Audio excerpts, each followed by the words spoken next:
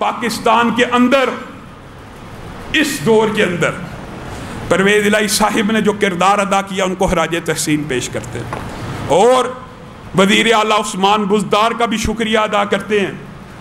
उन्होंने तहफ़्फ़ुज़ बुनियाद इस्लाम bill assembly में पेश किया, अल्लाह का शुक्र है। और मेरे भाइयों, अल्लाह की कसम, ये अल्लाह की तौफीक होती है।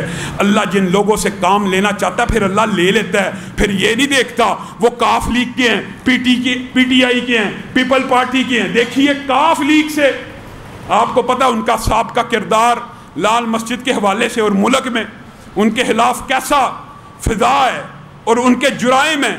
लेकिन इस दौर के अंदर यह तीसरा बिल है जो हाफ़िज़ अम्मार यासर, मुआविया आज़म तारक, परवेज़ इलाही की मेहनत से असम्बली में पास हुआ।